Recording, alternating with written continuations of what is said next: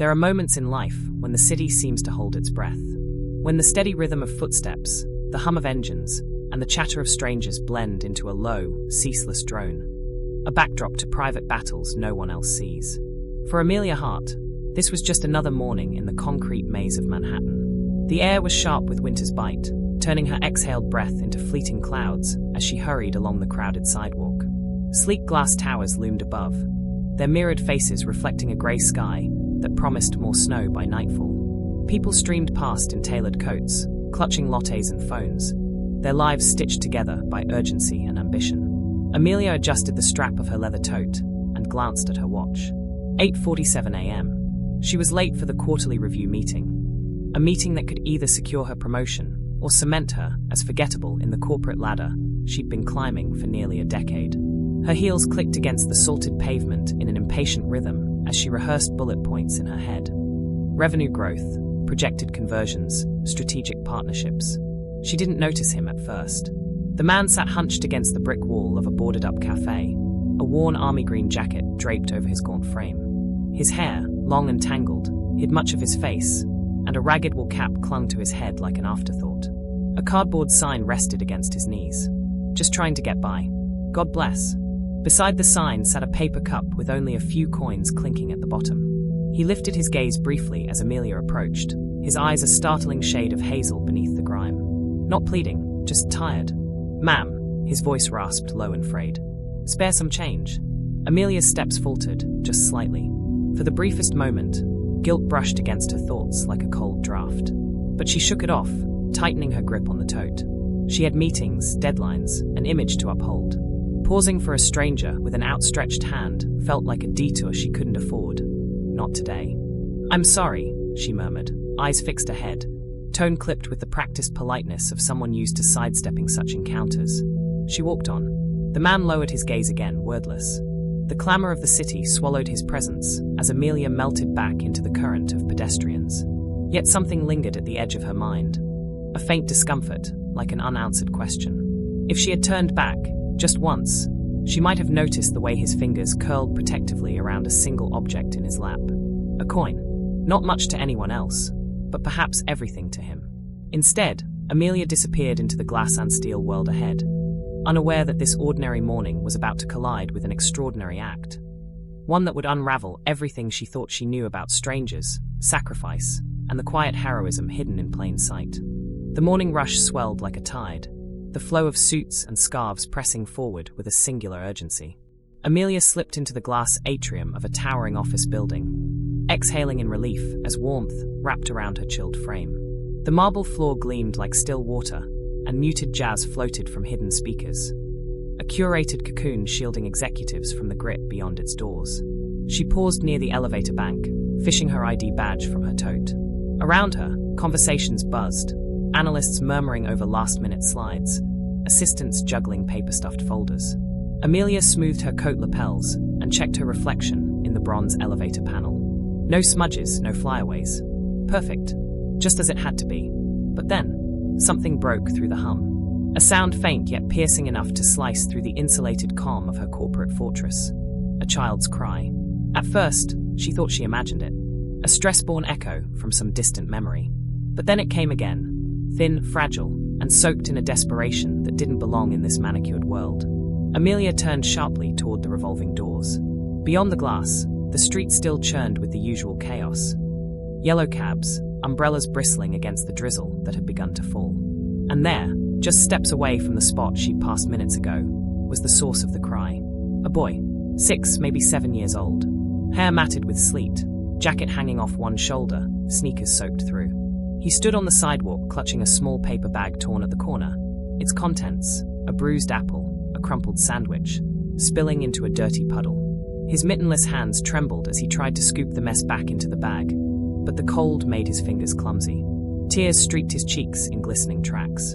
He wasn't just crying from the spill. This was deeper, the cry of a child who had no safe place to run, no warm voice to answer. And then Amelia saw him again. The man she had brushed off moments earlier. He was no longer slumped against the wall. He had risen, slowly, awkwardly, like someone used to the weight of exhaustion. The cardboard sign lay forgotten on the wet pavement. In his hand gleamed a coin. A single, dull coin, the last relic from his meager collection. Amelia froze in the elevator doorway, a strange tension coiling in her chest as she watched him cross the sidewalk toward the boy. The man knelt, lowering himself until his worn boots rested in the slush.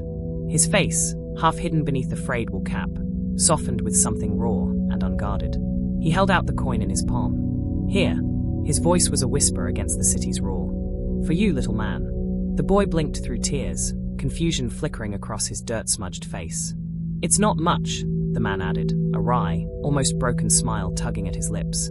"But maybe it'll get you another sandwich." The child stared at the coin, then at the stranger's weathered face, searching for the trick, the angle. Finding none, he reached out slowly, as if afraid the gift would vanish if he moved too quickly. Their fingers brushed. The coin passed from a trembling hand to an even smaller one. And in that single exchange, something fractured inside Amelia. She had walked by minutes ago, clutching a designer tote stuffed with things she didn't even need, murmuring, "I'm sorry," like a reflex. And here was a man who had nothing, less than nothing, giving away the last shred of security he possessed to a child whose hunger mirrored his own. For a moment, the world outside her corporate bubble felt too bright, too raw. The cold stung her skin in a way that had nothing to do with the weather. Amelia's breath fogged the glass as she pressed closer to the door, her pulse hammering. She couldn't look away. Something about the way the man smiled at the boy, soft, almost fatherly, cut through her in a way she didn't understand. The boy whispered a shaky, "Thank you," clutching the coin like it was treasure, then darted toward a nearby food cart, his thin frame swallowed by the crowd. The man watched him go, his shoulders sagging as though releasing the last weight holding him upright. Then slowly, he turned away, back toward the shadowed alley that had been his shelter. His steps were heavy, unsteady, but there was a strange grace in them, a dignity the city hadn't managed to strip away. Amelia didn't know why her feet moved, why the doors spun open again, letting in a blast of frigid wind, why her heels clicked against the wet pavement as she slipped into the current of strangers, eyes locked on that fading silhouette like a question she needed answered. All she knew was this. Something about that moment, the coin, the child, the look in that man's eyes, refused to let her go. And so, Amelia Hart, executive on the brink of promotion, late for the meeting that could change her career, stepped off the well-paved path she had spent years constructing, into a story she never saw coming. The drizzle had thickened to a fine mist, threading silver over the chaos of Midtown. Amelia clutched her coat tighter as the wind nipped at her cheeks, each icy gust needling through her resolve to turn back. "This is insane," she told herself for the third time as she maneuvered through the throng of pedestrians. "You have a meeting, a career-defining meeting." Yet her feet refused to obey logic. They carried her forward, tracing the path of the man who had given away his last coin like a lifeline tossed into the current of someone else's despair. She glimpsed him up ahead, weaving toward an alley wedged between a shuttered bookstore and a graffiti-scarred deli. His steps were slow, deliberate, like a man conserving the last reserves of strength. The hem of his jacket dragged damply across the sidewalk. Amelia hesitated at the alley's mouth. The city noise softened here, replaced by the distant hum of traffic and the drip-drip-drip of melting ice from rusted fire escapes. Shadows clung to the brick walls like old secrets. The air smelled of damp concrete and stale cigarette smoke. There he was, settled on an overturned milk crate beside a dented trash bin, his back bowed beneath the weight of an invisible burden. His hands cupped his knees, fingers mottled and raw from the cold.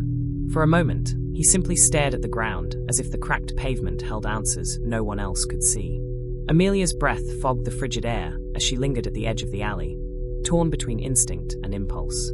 Everything in her upbringing, her carefully constructed walls of success, screamed that this wasn't her world.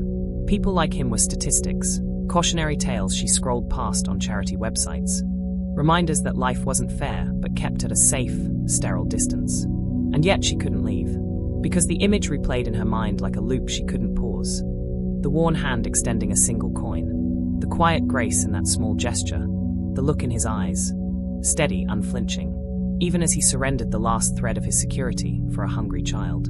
A warmth, alien and unsettling, unfurled in her chest, mingling with something sharp and electric. Curiosity, guilt, a question she didn't dare name. "Who are you?" The man shifted, breaking her reverie.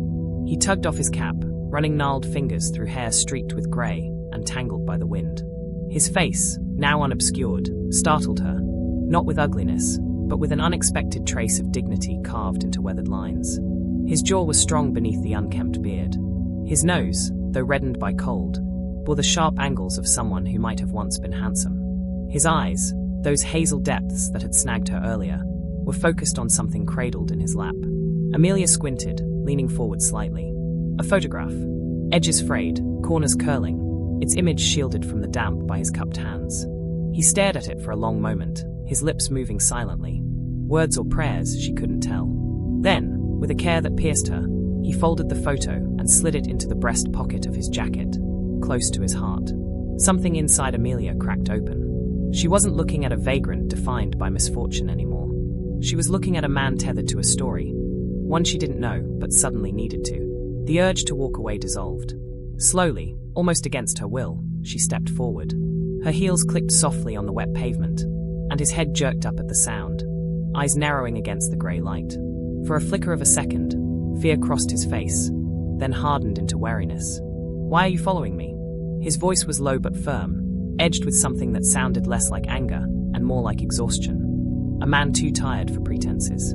Amelia stopped a few feet away, pulse drumming in her ears. She opened her mouth, then shut it again. What could she possibly say?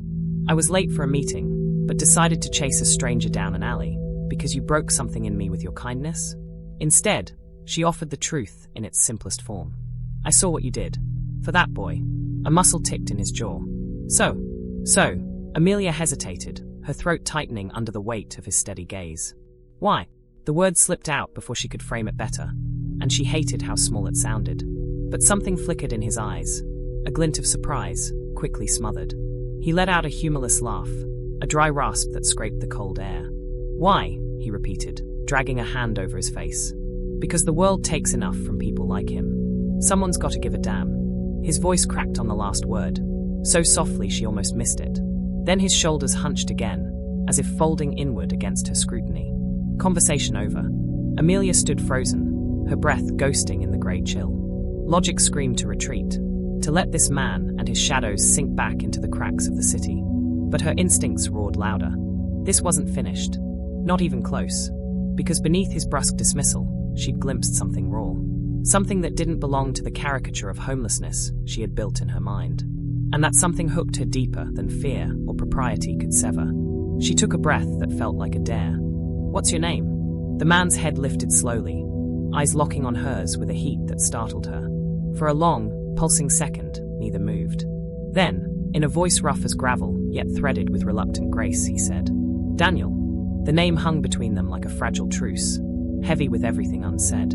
And in that instant, though Amelia didn't know it yet, her life, meticulously charted and measured, veered off its axis forever. For a long moment, silence stretched between them, taut as a wire strung across a canyon. The city roared in the distance, a dull, indifferent symphony, yet here in this alley, time slowed to the shallow rhythm of their breaths. Amelia's fingers tightened around her tote strap, her heart drumming hard enough to make her ribs ache. She'd gotten his name. Daniel. One syllable, simple and unadorned, yet it lodged in her chest like a stone dropped into still water, sending ripples through everything she thought she knew. Daniel shifted, the photograph peeking out from his jacket pocket like a secret daring to be seen. For an instant, sunlight filtered through a break in the clouds, catching the edges of the worn image. A child's face, blonde hair, bright smile. The sight hit Amelia like a whisper of something sacred. Before she could stop herself, her voice softened. "Who's in the picture?" Daniel's jaw tightened. His hand instinctively pressed against his chest, shielding the photo. When he spoke, his words were brittle with warning. "Not your business." Amelia flinched, but didn't retreat. Something in his tone, defensive, not cruel, kept her rooted. "You're right," she admitted quietly. "It's not. But you gave your last coin to a child who wasn't yours. That doesn't feel like something I should just ignore." For the first time, his eyes truly met hers, and what she saw there hollowed her out. Not anger, not suspicion, just an abyss of grief, so vast it seemed to pull the light from the grey winter sky. Daniel exhaled, the sound dragging like gravel in his throat. "You really want to know?" Amelia nodded, breath caught halfway up her chest. He studied her for a beat, as though weighing something fragile. Trust, perhaps, or the last sliver of pride he hadn't pawned for survival. Then, slowly, he reached into his pocket and drew out the photograph. His fingers brushed the creased edges as he held it toward her, like an offering both reluctant and desperate. Amelia stepped closer, her heels clicking softly against the damp pavement. The image was faded, the gloss worn to a matte sheen by countless touches, but its details struck her like a blow. A little girl, maybe 5 years old, perched on a carousel horse, laughter frozen mid-flight. Her hair was a golden halo, her eyes bright enough to rival the summer sky. "My daughter," Daniel murmured, voice trembling on the second word. The world narrowed to that picture, that single shard of a life Amelia couldn't reconcile with the man before her. She lifted her gaze, questions crowding her throat, but none found air before he spoke again, words spilling like a dam giving way. She'd be 9 now. His eyes drifted, glassy with ghosts. "Lila, smartest kid you'd ever meet. Loved drawing, loved horses. Used to beg me to take her to the park after work. And I always promised I would, tomorrow, next week, after the next big deal." A bitter smile twisted his mouth, sharp enough to cut. "There's always a next time, until there isn't." His voice cracked, raw and jagged, and Amelia felt something cold grip her spine. She waited, pulse pounding, as the fragments of his story began to knit into a tapestry far darker than she'd imagined. "I wasn't always this," Daniel continued, gesturing at his tattered clothes with a hollow laugh. "I had a job, a damn good one. Finance, Upper Manhattan. Big office, bigger ego. I thought providing meant being there less. Thought as long as I kept the lights on, the roof over our heads, nothing else mattered." His breath hitched, and he pressed a fist to his mouth as if to dam the flood of grief. When he spoke again, his words fell soft and shattering. "The night it happened, I was closing a deal. Late again. My wife, she called twice. I ignored it. Figured it was another argument about me missing dinner." His voice broke on the word wife. "By the time I called back, it was an ER nurse on the line. Car accident. Rain-slick highway. She died on impact." Amelia's lungs clenched around the weight of silence. Daniel's gaze dropped to the photograph, his thumb tracing the curve of the little girl's smile. "Lila survived. Barely. I sold everything, house, car, stocks, to cover the surgeries. Burned through it all in months. Then came the experimental treatments, the insurance denials, the loans. I begged, I borrowed, I signed things I shouldn't have. By the time the hospital bills stopped coming," his voice cracked, the syllables fracturing like glass, "she was gone too." Amelia's vision blurred as tears gathered, hot and urgent. She swallowed hard, forcing air into her lungs. "Daniel." The name tasted different now, heavy with a sorrow she couldn't shoulder, yet couldn't set down. He gave a short, jagged laugh, though no joy lived in the sound. "Funny thing about hitting bottom. You think it's the fall that kills you. It's not. It's the stillness after, when the world moves on and you're just stuck, breathing out of habit." His shoulders slumped, the fight draining from him like water from a cracked vessel. For a moment, he looked less like a man and more like a ruin. What's left when the storms take everything and mercy comes too late? Amelia couldn't speak, couldn't think.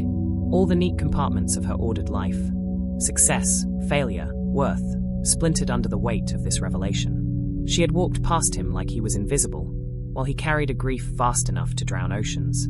The photograph trembled between them, a fragile bridge across a chasm neither had words to span.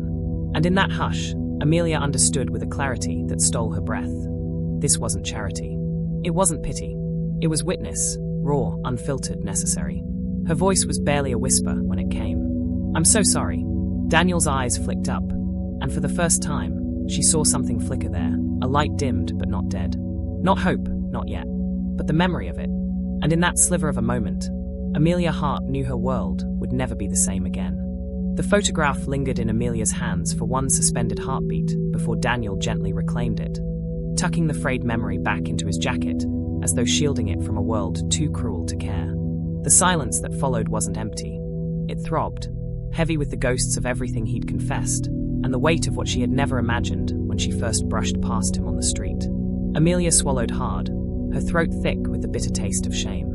The city noises, honking horns, snatches of laughter, the hiss of a passing bus, felt obscenely out of place, as if the world had no right to keep spinning when a story like his existed in its cracks. "I didn't." Her voice faltered, brittle and unsure. "I had no idea." Daniel let out a dry laugh, brittle as old paper. "No one does. That's the point. Out here." He gestured vaguely toward the glittering skyline beyond the alley. "People don't see you. They see what they're afraid of becoming. So they look away. The words struck like stones, each syllable cracking something fragile inside her. Because he wasn't wrong. Minutes ago, she had done exactly that. Stepped around his suffering like it was a stain on the pavement. Amelia drew a breath, slow and shaky, and forced herself to meet his gaze. I see you now. For a fleeting moment, something flickered in his eyes. Too quick to name, gone before it could warm the grey depths. He shook his head with a wry, humorless smile. Seeing doesn't change much. The finality in his tone clawed at her, raw and merciless. Maybe it should have been enough to leave. To walk away carrying the weight of his truth like a stone in her chest. But Amelia felt something ignite in her then. Something fierce and stubborn, born from a lifetime of watching injustice from a safe distance, and finally realizing she couldn't stomach it anymore. It can change something, she said, her voice firming like steel drawn from fire. Let me help you. The words slipped out before she could leash them, but once free, they hung in the damp air like a challenge. Daniel's eyes snapped to hers, sharp as shattered glass. His voice, when it came, was low and tight, coiled around a fury that felt less like anger, and more like a defense honed by 1,000 tiny humiliations. Help me. He rose from the crate in one swift motion, towering just enough to make the alley shrink. You think this is some charity project for you to feel good about on your lunch break? Amelia flinched, heat crawling up her neck, but she held her ground. That's not what because I've had enough of people swooping in with their pity, tossing a few dollars like breadcrumbs, then vanishing back to their warm homes and perfect lives. His voice cracked on the last word, a jagged fracture of pain that gutted its sharpness. Amelia's pulse hammered. She wanted to tell him she understood, but the truth was cruel. She didn't. Not fully. How could she? Her hardships, late nights, impossible bosses, the gnaw of loneliness, suddenly felt microscopic compared to his abyss. But still, she couldn't walk away. Not now. She stepped closer, boots scraping against grit, until the wind carried their breath into the same frosty cloud. Her voice dropped, stripped of pride, stripped of defense. This isn't pity, Daniel. It's remorse. For walking past you. For being blind. And her throat tightened, words trembling like a live wire. A choice. I can't fix the past, but I can stand here now and say I won't ignore this. I won't ignore you. His jaw flexed, a storm brewing behind those hazel eyes. He looked away for a long, searing second, scanning the alley as though searching for an escape hatch from this unbearable intimacy. When his gaze returned, the fury had ebbed, replaced by something quieter, more dangerous. You think you can save me? His voice was softer now, almost tender in its brokenness. Amelia shook her head slowly. No, but I think maybe you've saved me. The words tumbled out before she could censor them, raw and startling in their honesty. And for the first time, Daniel's mask cracked. Not much, just enough for a flicker of vulnerability to surface, like sunlight glancing off dark water. Neither spoke for a long moment. The city loomed beyond the alley's mouth, all glass and greed, but here was something different. Two strangers, stripped bare by circumstance, orbiting the fragile truth that connection could still bloom in the ruins. Finally, Daniel exhaled, a sound weighted with resignation and something perilously close to surrender. You want to help? He murmured, eyes steady on hers. Then don't make promises you can't keep. I've had enough of those to last a lifetime. Amelia's chest constricted. She thought of her calendar, her pristine apartment, the boardroom where people like her measured worth in quarterly gains. All of it felt small, absurdly, shamefully small, against the magnitude of what stood before her. I won't promise anything I can't give, she said softly. But I can start with lunch. A warm place. A real meal. Daniel stared at her, silence stretching until it hummed like a live wire. Then slowly, so slowly it felt like watching ice thaw, he nodded once. Not acceptance. Not trust. Just permission. A crack in the fortress he'd built around his grief. And for Amelia, that single nod was enough to believe. If not in miracles, then in the fragile alchemy of small mercies, the kind that could tilt the axis of a life. The diner sat at the corner of 8th and Lexington, a relic from another era, all chrome edges and fogged windows, the kind of place that smelled faintly of burnt coffee and warm cinnamon. It wasn't where Amelia pictured herself, spending the most important morning of her career. But then, nothing about today had gone the way she'd planned. She pushed open the glass door, a bell jangling overhead, and stepped into a pocket of warmth that clung like a fragile promise against the bitter wind outside. The air was thick with the scent of frying bacon and maple syrup, punctuated by the low murmur of early lunchgoers and the sizzle of something meeting a hot griddle. Behind her, Daniel hesitated on the threshold, as though crossing it demanded a courage he wasn't sure he had. His frame filled the doorway, a silhouette carved in weariness and pride. For a moment, he seemed ready to turn back, but Amelia reached out, her hand brushing his sleeve. A whisper of contact barely there. "Just a meal," she said softly. "That's all." His jaw clenched, but after a beat that stretched taut, he nodded once and followed her inside. They slid into a booth near the back, vinyl seats creaking under their weight. Daniel kept his gaze lowered, fingers tracing the grooves in the tabletop, while Amelia fumbled with the menu like it was a shield. She didn't need to read it. She'd eaten at places like this 100 times, but her pulse thrummed too hard to let her meet his eyes just yet. A waitress appeared, a woman with tired eyes and a name tag that read Marge. She offered Amelia a bright, practiced smile that faltered when it flicked to Daniel. Not cruel, not overt, just that subtle, almost imperceptible tightening. The kind people wear when they think they're hiding judgment. Amelia caught it, and for the first time in years, she felt a flare of anger that wasn't about missed deadlines or broken contracts. She smiled back, cool, deliberate, and ordered enough food to shame an appetite. Pancakes, eggs, bacon, extra toast, and 2 coffees. When Marge walked away, Amelia glanced up to find Daniel watching her, one brow arched in wry amusement. Planning to feed an army? His voice carried the faintest ripple of dry humor, a sound so unexpected it almost startled a laugh from her. "Just making sure you don't leave hungry," she said, then added, more softly, "You've had enough empty days." Something flickered across his face, a shadow, gone too quick to name. He looked away, fingers drumming once against the table before stilling. For a while, silence sat between them, thick but not suffocating. Amelia let it breathe, sensing instinctively that Daniel was a man who'd learned to measure trust in inches, not leaps. She wrapped her hands around the chipped coffee mug when it arrived, the steam curling against her skin like a fragile comfort. Finally, she spoke. "Why didn't you tell anyone? Friends, family, someone who could help?"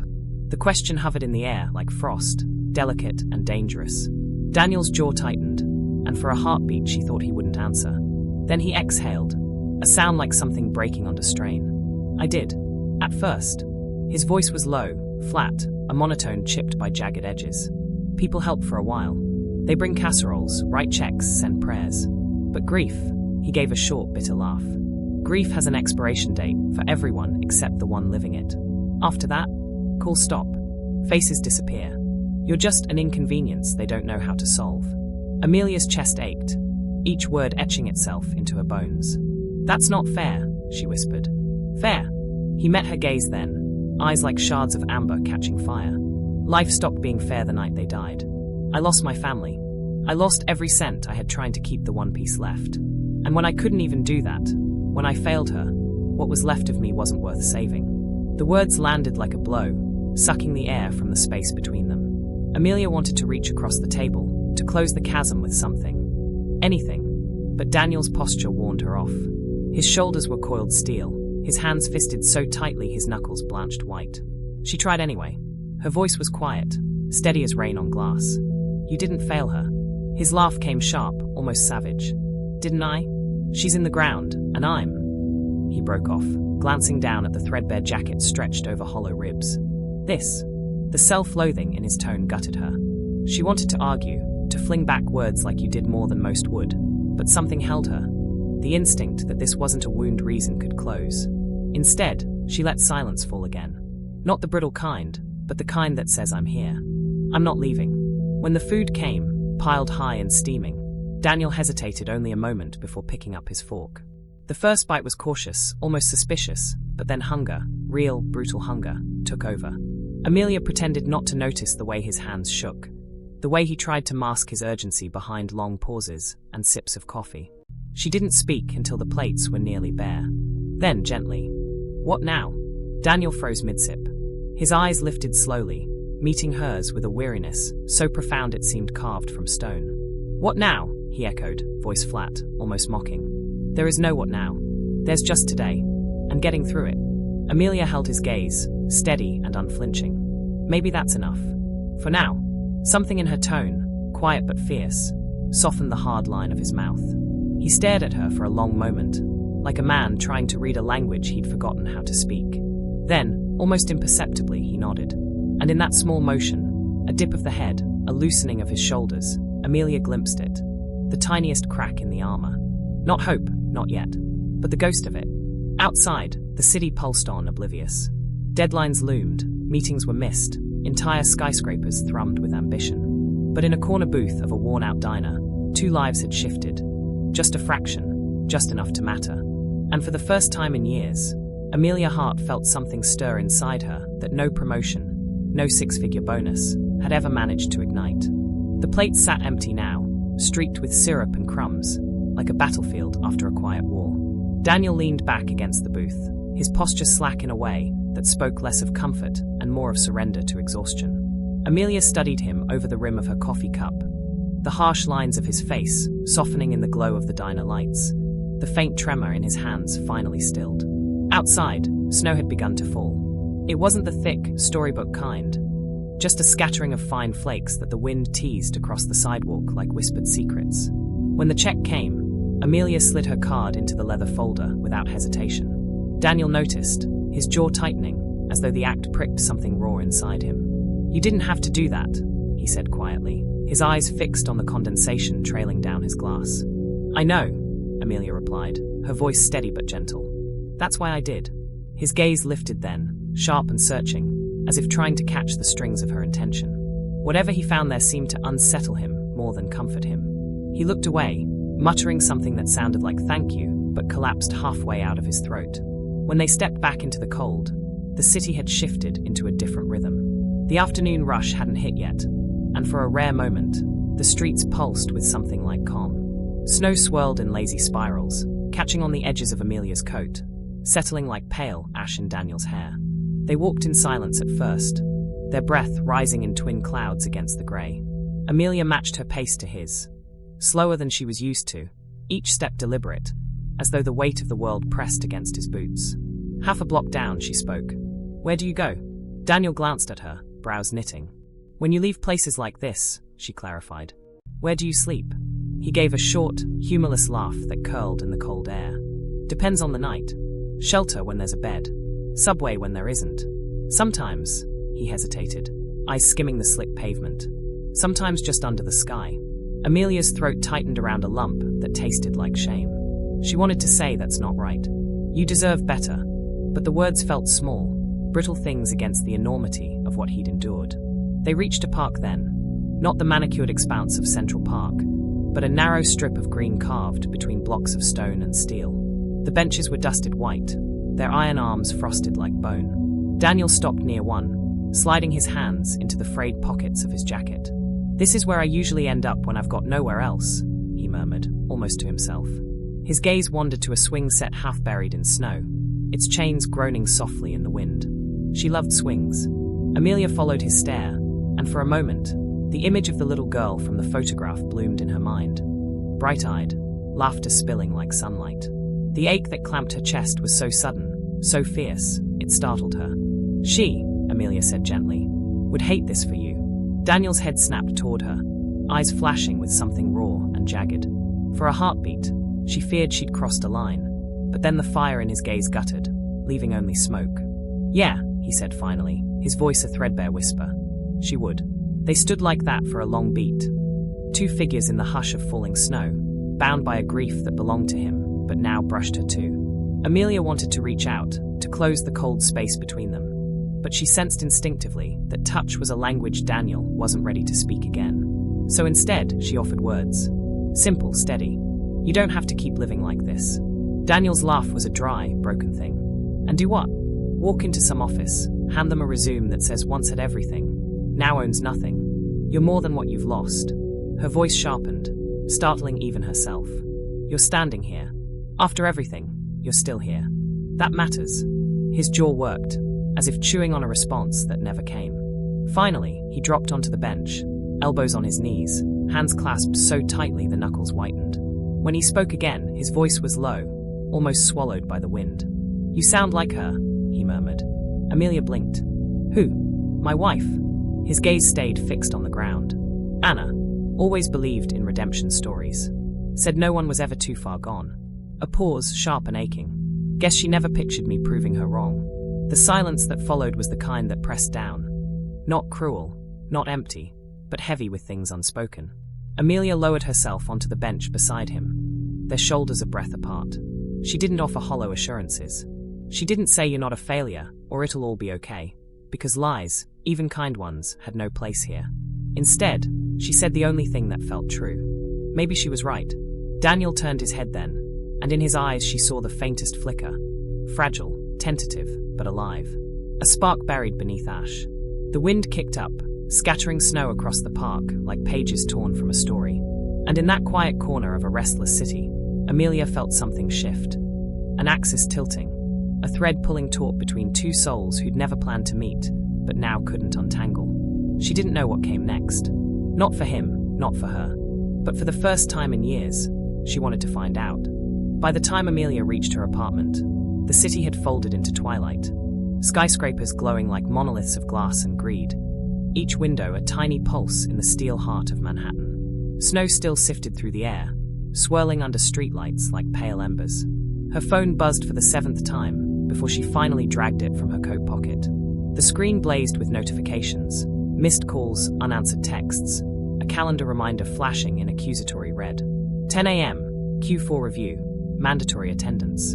Amelia swiped open the most recent message, her stomach knotting as she read the clipped words from her supervisor. "Where the hell are you?" Board asked about projections. "This was your moment, Amelia. Call me." Her breath hitched. The floor seemed to tilt beneath her boots, even as she unlocked her apartment door and stepped into the sterile hush of polished wood and designer neutrals. Everything gleamed, marble counters, stainless steel appliances, curated art on the walls. Yet the silence pressed like a judgment, amplifying the hum of panic in her ears. She dropped her tote on the console and sank onto the edge of the sofa, staring at her reflection in the black mirror of the TV screen. Her blazer was dusted with snow, her hair damp and clinging in dark strands. She looked less like a woman on the cusp of a promotion, and more like someone unraveling at the seams. "What have you done?" The question knifed through her thoughts, but its edge dulled against the memory of the park. The way Daniel's voice broke when he said her name, the ghost of hope flickering in his eyes like a candle in a storm. She should call, grovel, salvage what she could of the career she'd bled years for. Instead, Amelia sat frozen, heart split between two worlds. The one she'd built with spreadsheets and sacrifice, and the one she'd stumbled into, raw, uncurated, unbearably human. Her phone buzzed again, vibrating like a warning. She silenced it and stood abruptly, as if movement could drown the noise in her head. Her coat still hung heavy with cold as she shrugged it back on, keys jangling in her fist. Logic snarled for her to stay put, but something deeper, stubborn, unyielding, drove her out the door and back into the brittle night. The park was empty now, save for the snow hunched along benches like sleeping beasts. Amelia's breath billowed as she scanned the shadows, pulse clawing at her throat. The spot where Daniel had sat hours ago was vacant, the imprint of his boots already blurred by drifting flakes. She checked the alley next, the diner after that. Nothing. The city swallowed its secrets well. By the time she reached the subway entrance on 42nd, her hope frayed to a thread. Commuters streamed past, their faces shuttered, their lives sealed tight against intrusion. Daniel could be anywhere, or nowhere.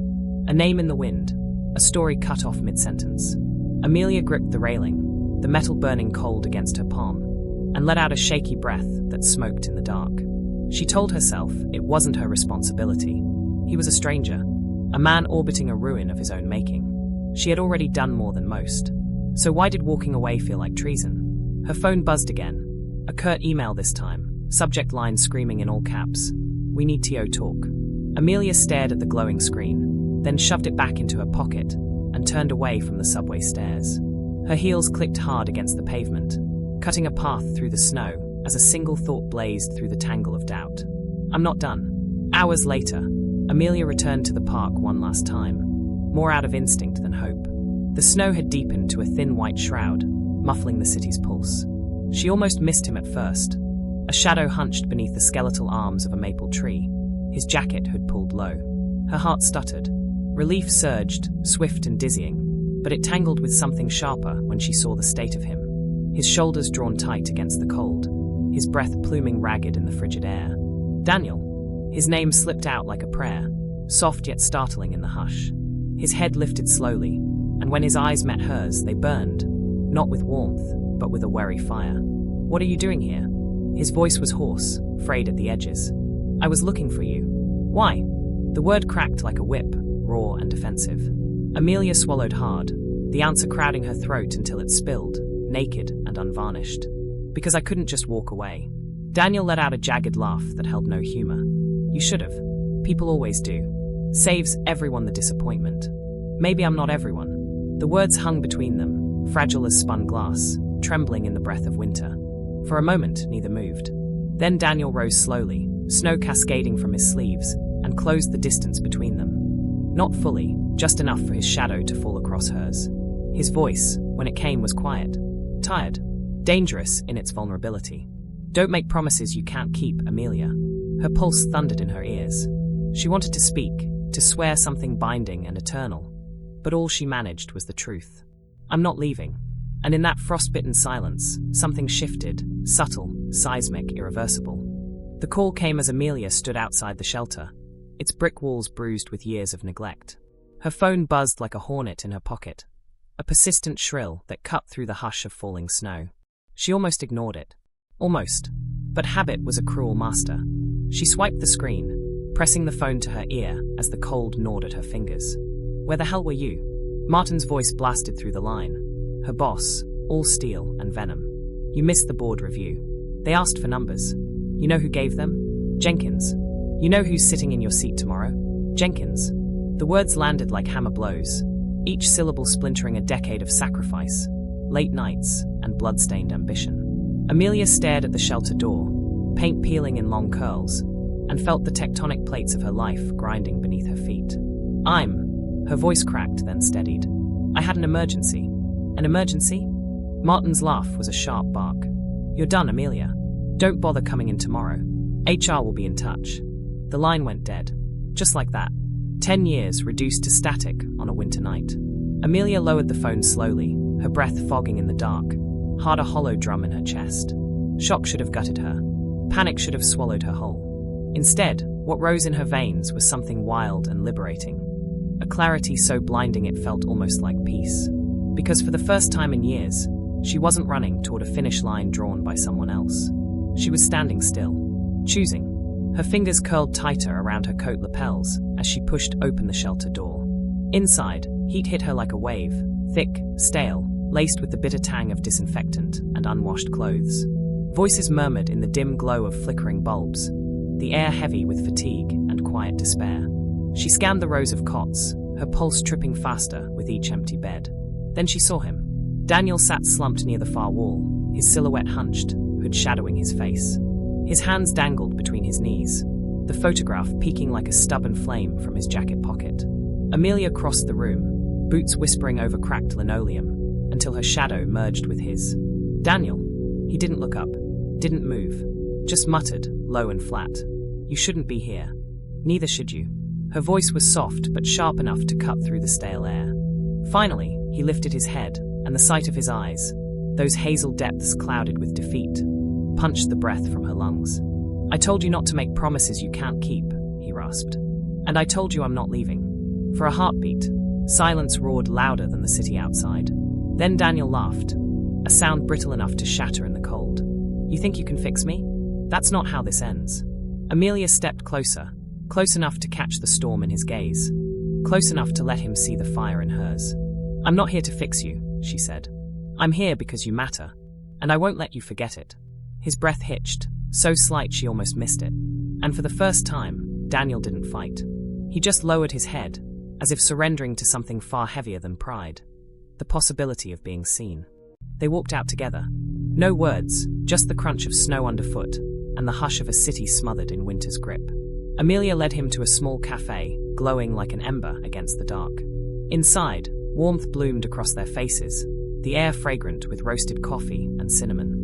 Daniel sat stiff-backed in the corner booth, hands cupped around a steaming mug like it held the last scrap of light in the world.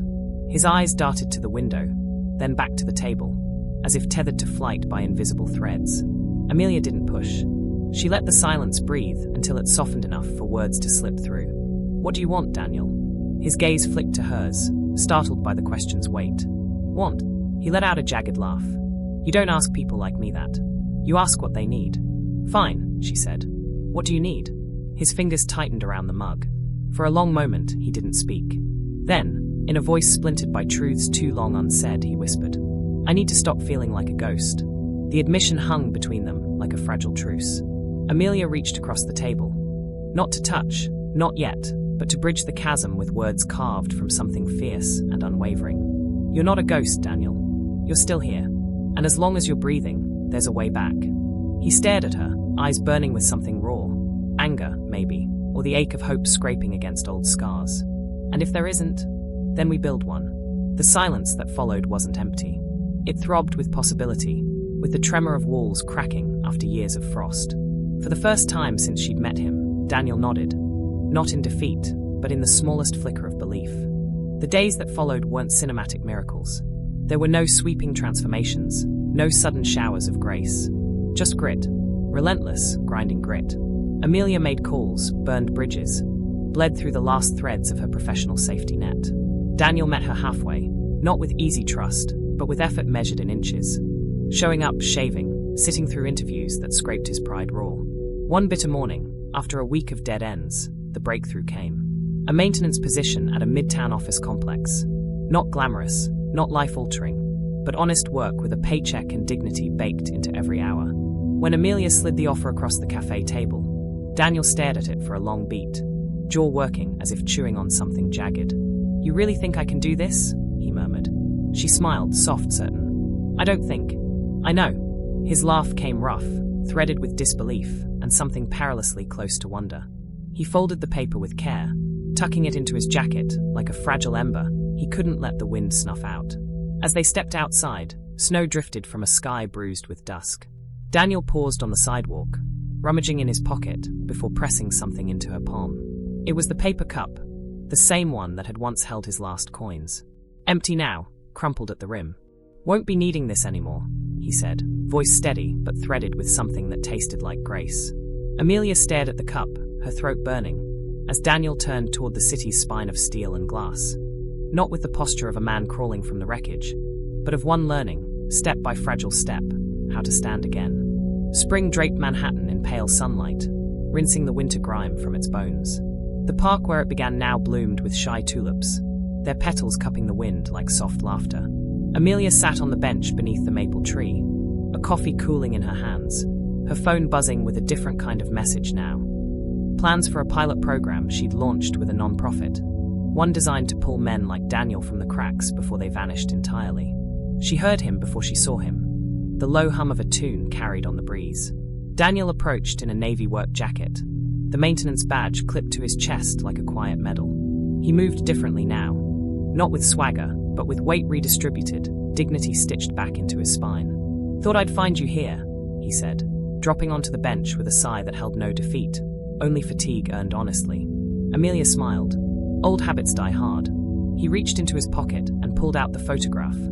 The same one, edges still frayed, but colors brightened by careful hands. He set it on the bench between them, his thumb brushing the little girl's smile. "Started volunteering at the community center," he said quietly. "Kids who've lost parents, figured maybe I could help them feel less alone." Her chest tightened, eyes stinging with something she didn't bother to blink away. "That's good," she whispered. "That's really good." For a long moment, they sat in the hush of the park, two lives braided by a single act of grace. A coin dropped into the palm of a crying child, echoing outward until it rewrote everything. As the wind teased the tulips and laughter spilled from the playground beyond, Amelia thought of all the times she'd measured worth in numbers, promotions, the sterile applause of boardrooms. And she knew, with a certainty that felt like sunlight breaking through a storm, the smallest act, the last coin, can be the spark that saves two lives, not one.